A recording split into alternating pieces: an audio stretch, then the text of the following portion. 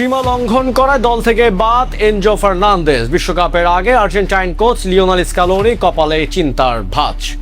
Argentina football শিবিরে একই লঙ্কা কাণ্ড। 2026 বিশ্বকাপের চূড়ান্ত দল ঘোষণার যখন মাত্র কয়েকদিন বাকি, ঠিক তখনই এক বিশাল বিস্ফোরণ ঘটল বিশ্ব চ্যাম্পিয়নদের ডেরায়। দলের মাঝ মাঠের প্রাণভোমরা কাতার বিশ্বকাপের সেরা তরুণ খেলোয়াড় এনজো ফার্নান্দেজ কি তবে নিজের পায়ে নিজেই কুড়াল মারলেন?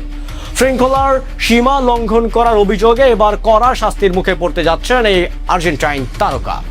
চেলসির জার্সিতে চ্যাম্পিয়ন্স লিগের সেই লজ্জাজনক হার আর পিএসজির কাছে 8 গোল হজমের পর এনজো এক বিতর্কিত মন্তব্য এখন তাকে চেলসি তো বটেই, এমনকি আর্জেন্টিনার বিশ্বকাপ স্কোয়াডও এক বিশাল প্রশ্ন চিহ্নের মুখে দাঁড় করিয়ে দিয়েছে।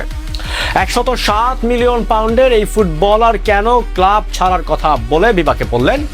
কেন কোচ লিওনেল স্ক্যালোনি তার সব থেকে প্রিয় শিষ্যকে নিয়ে চরম হতাশ? আজকের ভিডিওতে আমরা উন্মোচন করব এনজো ফার্নান্দেজের সেই বিতর্কিত আচরণের নেপথ্য কাহিনী এবং কেন তাকে দল থেকে বাদ দেওয়ার এই সিদ্ধান্ত ফুটবল বিশ্ব তোলপাড় সৃষ্টি করেছে। শেষ পর্যন্ত দেখুন, কারণ এই একটি ভুল সিদ্ধান্ত বদলে দিতে পারে এনজোর পুরো ক্যারিয়ার। স্ট্যামফোর্ড ব্রিজে চেলসির জন্য সময়টা এখন এক দুঃস্বপ্নের মতো। শেষ 4টি ম্যাচে টানা পরাজয়, যার মধ্যে সবথেকে বড় আঘাতটি এসেছে চ্যাম্পিয়ন্স লিগের রাউন্ড অফ 16-এ। পিএসজির কাছে 2 লেগ মিলিয়ে 8/2 গোলের সেই বিশাল হার চেলসিকে টুর্নামেন্ট থেকে ছিটকে দিয়েছে।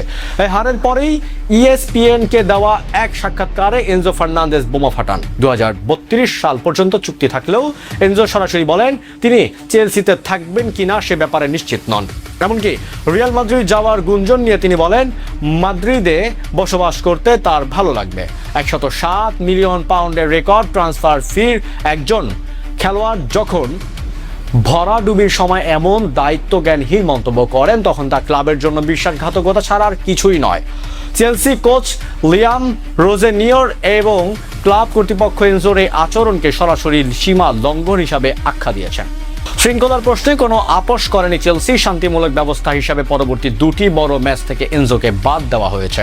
শনিবার পোর্ট ভ্যালার বিপক্ষে FA কাপের কোয়ার্টার ফাইনাল এবং 12 এপ্রিল ম্যানচেস্টার সিটির বিপক্ষে মহাগুরুত্বপূর্ণ ম্যাচেও গ্যালারিতে বসে থাকতে হবে এই আর্জেন্টাইন মিডফিল্ডারকে। কোচ লিয়াম রোজেনিয়র স্পষ্ট জানিয়ে দিয়েছেন এই সিদ্ধান্ত মালিক পক্ষ থেকে শুরু করে খেলোয়াড়রা সবাই মেনে নিয়েছেন।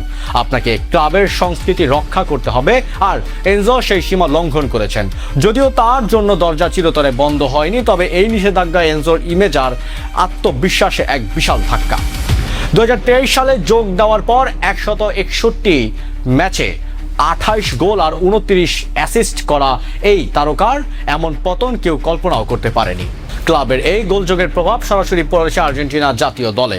কোচ লিওনেল স্ক্যালোনি সব সময় তার খেলোয়াড়দের মানসিক স্থিতিশীলতা প্রাধান্য দেন। বিশ্বকাপের ঠিক আগ মুহূর্তে এনজোর এই বিতর্কিত অবস্থান স্ক্যালোনিকে চরম হতাশ করছে।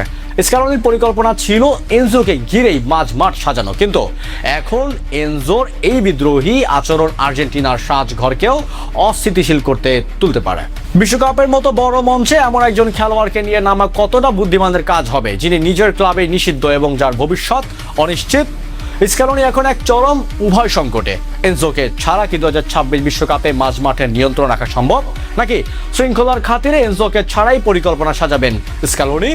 এনজো ফার্নান্দেজ কি পারবেন এই সংকট কাটিয়ে আবারও নিজের সেরা ছন্দে ফিরতে?